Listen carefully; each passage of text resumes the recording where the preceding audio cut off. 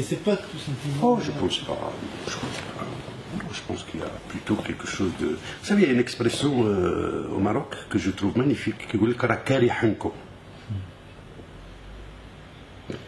C'est-à-dire, il a mis à disposition des autres, ça joue.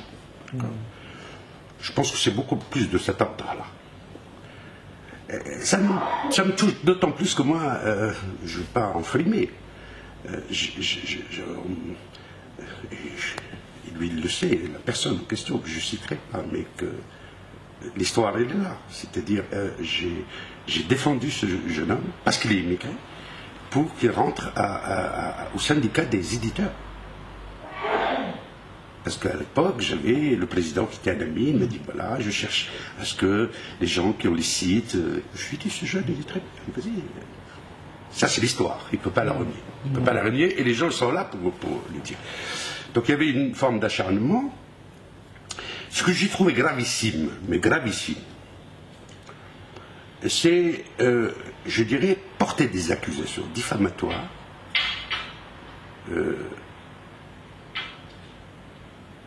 alors qu'il a la charge d'apporter la preuve.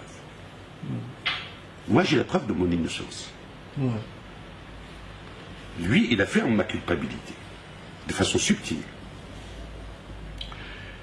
Ce que je trouve encore plus grave, c'est que, quel que soit le niveau de responsabilité qu'on peut avoir, quel que soit, et je suis habitué à prendre des coups,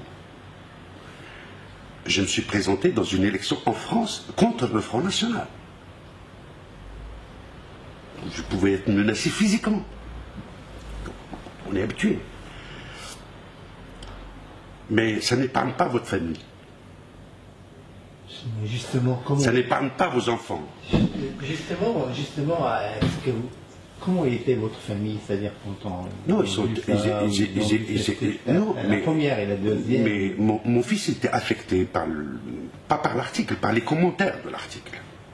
Qui étaient tous... je dirais, mon fils, il a 23 ans, il est complètement branché dans les nouvelles technologies, comme tous les enfants, il est sur Facebook... Il m'avait téléphoné, il m'a dit, écoutez, il y a 70 000 personnes qui aiment ça sur Facebook, mais papa, mais... Alors c'était 7 000, il s'est trompé de chiffre, c'était 7 000. Est-ce que vous êtes senti... Moi, j'avais même pas vu ça. Est-ce que vous êtes senti de vous expliquer votre fils comme quoi... Non, alors, non, vous savez, j'ai beaucoup d'estime pour mon épouse et pour mes enfants, parce que je leur ai fait faire beaucoup de sacrifices. Beaucoup de sacrifices. Donc, et ils connaissent mes combats, ils connaissent mon engagement pour mon pays, ils connaissent mon engagement pour la question de l'immigration. Et donc, parfois ils me disent, t'en fais un peu beaucoup pour les autres, pas assez. Est-ce qu'ils n'ont pas dit, par exemple, qu'est-ce que... Exactement. D'autant plus, ils m'ont dit, écoutez, normalement, moi j'ai quitté ma carrière en France, où j'ai gagné, où si j'étais resté, je gagnerais encore plus que ce que je gagne aujourd'hui, où j'ai abandonné ma sécurité sociale, mes points de retraite, etc. Ou peut-être, comme j'avais une carrière politique, j'aurais pu être aujourd'hui adjoint au maire, au conseil, parce que vraiment, j'étais dans un... Donc, il me renvoie ça. Donc, mais pour revenir parce qu'il y a d'autres journalistes, pour des règlements de compte, mais d'une petitesse, c'est-à-dire qui ont essayé un tout petit peu, je dirais, Mahariba Thaïlande, etc. Pourquoi il était allé en Thaïlande, et puis il n'y a pas de Marocains en Thaïlande, mais je ne vais pas dire de bêtises, mais moi, c'est ma collaboratrice qui m'a attiré mon attention là-dessus en me disant, monsieur Ajbadi, vous êtes prévoyant. Pourquoi? Parce que moi, justement, je n'ai jamais été en Asie. Je ne vais pas passer mes vacances en Europe. Je rêve d'aller à Cuba, par exemple. Et quand l'occasion me sera donnée, j'irai à la première occasion à Cuba. Parce que je veux voir Cuba avant qu'il y ait des changements, etc. Amateur de cigares aussi. Voilà.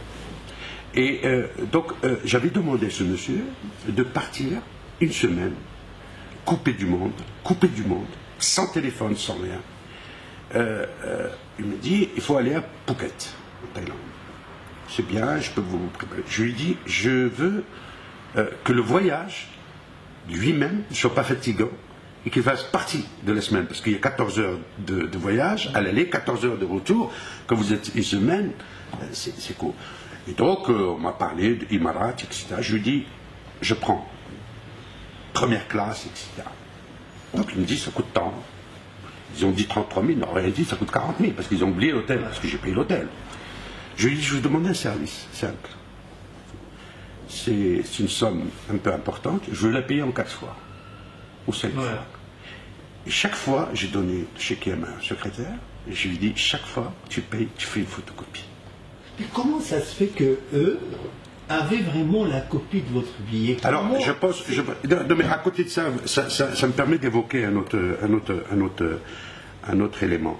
Depuis 2 ans à peu près, je suis, avec le président, l'institution, etc., la cible, effectivement, de certains textes diffamatoires, permanents, régulièrement qui sortent, avec un prête-nom, etc.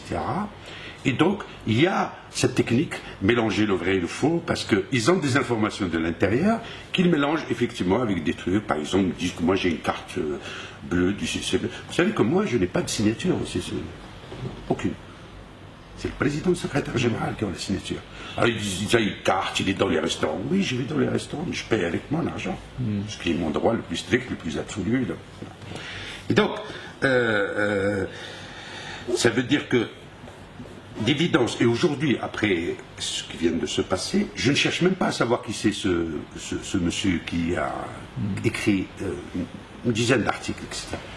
Aujourd'hui, mon souci, c'est de trouver qui, à l'intérieur de l'institution, donne ce type de... Qui est salarié ici, ou membre, qu'en sais-je, et livre un certain nombre d'informations qui sont de toute manière au vu, au su de tout le monde. Donc, il y a une personne qui a pris ce billet ici, parce qu'il était posé sur ma table, et qu'il a donné. Donc, il me semble qu'il est plus dangereux que la personne qui a voulu en faire un scoop. Parce que l'idée, c'était de faire un scoop. Donc, mais pour revenir au fait lui-même, donc moi, je les ai montrés à mon avocat, ces éléments. Il m'a dit, mais monsieur Ajbeli, j'en ai même pas besoin. C'est pas à vous de prouver, c'est à lui de prouver. Parce que j'ai porté plainte. C'est une deuxième plainte. Je veux être réhabilité par la justice de mon pays. On a porté atteinte à mon honneur, je veux que ce soit la fin. C'est tout. Et donc, parce que dernièrement, il y a un papier il a écrit, il dit, monsieur Ajbeli ne nous a pas encore donné de réponse. Mais je vais donner des réponses devant la justice. Je vais donner des réponses devant la justice. Parce qu'on n'a pas le droit, sous prétexte effectivement qu'aujourd'hui, il suffit d'avoir effectivement un site, une caméra, et effectivement transgresser toutes les déontologies. On a d'autant moins le droit lorsqu'on a été immigré, lorsqu'on a subi le racisme, lorsqu'on a subi la diffamation, et qu'on rentre dans son pays. Et au lieu d'apporter effectivement de la technologie démocratique, au lieu d'apporter des valeurs qui sont bien plus importantes que le devise, et Dieu sait que ce pays a besoin de ces immigrés pour ces devises, on n'a pas le droit effectivement d'amener les pratiques les plus fascistes, les plus pétinistes, des pratiques de corbeau. On n'a pas le droit de porter atteinte le pouvoir d'écrire sur les autres est un pouvoir incommensurable. Il faut pouvoir mesurer ce qu'on fait lorsque, éventuellement, on doit... Moi aussi, j'ai une plume, et j'ai même une plume, que me disent certains, sévère. Mais jamais je ne porterai atteinte. Je peux tuer une idée, s'il le faut, mais jamais sans porteur. Jamais. On n'a pas le droit, effectivement, de dire que cette personne n'a pas d'émotion. Que cette personne n'a pas des enfants avec lesquels il va s'installer et manger. Que cette personne n'a pas des gens qui sont tout à fait éloignés. Vous savez que l'affaire de Thaïlande, il y a des députés amis français qui m'en ont parlé. Des députés amis français qui m'en ont parlé. Ils m'ont dit, mais qu'est-ce qui se passe? Mais qu'est-ce qui se passe chez toi, au Maroc? C'est quoi ces histoires? Je dis, écoutez, je suis le cible d'une campagne féroce. Et donc, j'essaie de répondre. Donc, c'est à cette occasion, et c'est là où c'est très important, et c'est là où il y a le caractère bénéfique de cette aventure, c'est que j'ai pris contact avec un certain nombre de gens, parce que ça commençait à aller dans tous les sens, et j'ai eu le bonheur, effectivement, de parler avec l'un d'eux, que moi je considère comme une belle plume. Je tairai le nom, pas la peine. Et donc on a discuté. Vraiment bien 1 heure, 1 heure et demie. Et on a réalisé que tu vois. Et donc que le malentendu, il est tellement... Et que peut-être moi, à une occasion ou une autre, et c'est vrai qu'il m'arrive des fois d'être assez sec, j'ai dû effectivement le heurter par un mot, de travers, etc. Et lui de son côté, effectivement, et puis... et ce personnage est devenu depuis, effectivement, quelqu'un avec lequel j'ai un contact permanent, on échange des idées, mais vraiment des idées, hein, c'est-à-dire sur les choses, comment, etc. Puis peu à peu, je m'étais dit, tiens, bah, écoutez, je vais voir tel autre, et puis ainsi de suite. Et puis j'ai réalisé que les gens avaient une telle envie de discuter, de parler, et surtout d'être un peu respecté. Quand vous parlez de ça, vous parlez des membres de la communauté marocaine à l'étranger. Je parle de ceux qui sont identifiés, puisque toute la communauté marocaine n'est pas concernée par ces questions. La communauté marocaine, à 90%, est préoccupée par son quotidien, ses enfants, la scolarité des enfants, le supermarché, etc. Non, il y a toute une galaxie de personnages qui sont connus sur la place et qui, effectivement, sont tous sur des miradors, comme des vigiles. Et heureusement qu'ils existent et qui, effectivement, je dirais, sont préoccupés par cette question de l'immigration et donc critiquent, etc. Donc j'ai pris le contact avec ces gens et j'ai réalisé qu'il y avait cette dimension de dialogue. Ça a donné, effectivement, cette possibilité, je dirais, pour le CCME, de rencontrer un contact avec eux, d'autant plus que, il me semble, cela, on passe à des sujets beaucoup plus sérieux, parce qu'on a perdu trop de temps, peut-être, sur ce mail. Non, mais c'est important. C'est important. Pour moi, en tous les cas, c'est important. Et je suis prêt à m'expliquer le plus clairement possible.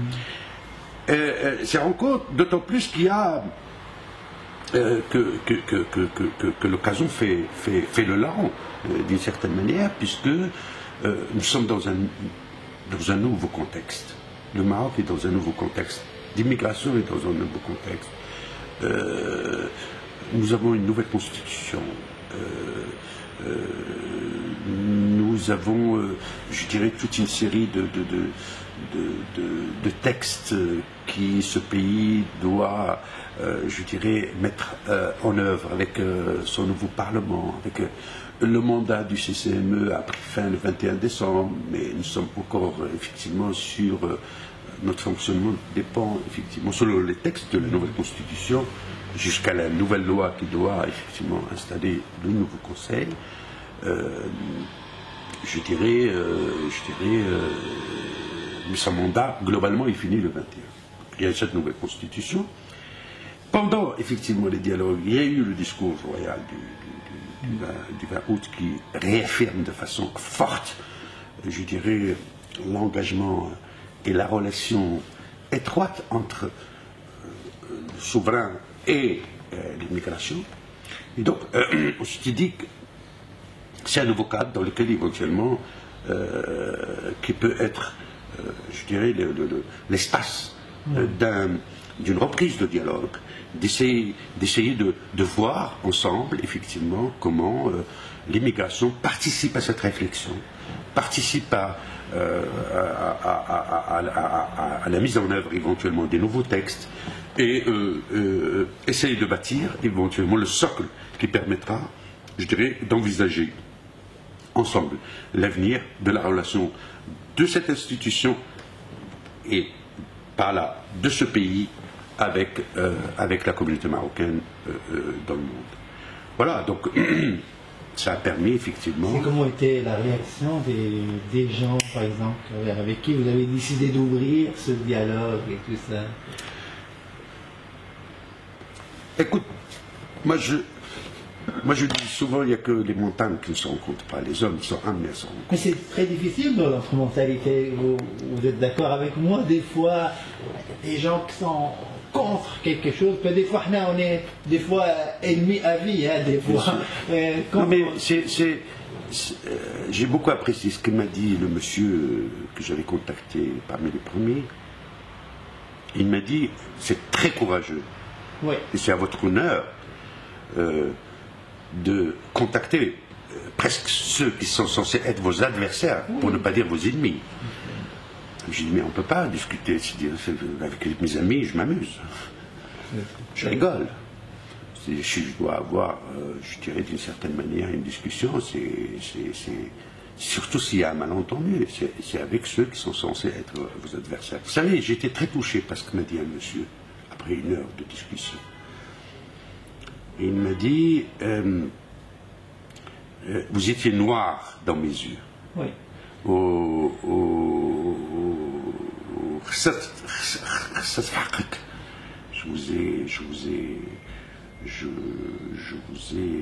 Je me sens coupable de vous avoir un tout petit peu, et pour pouvoir le réparer, Radinson Youmed.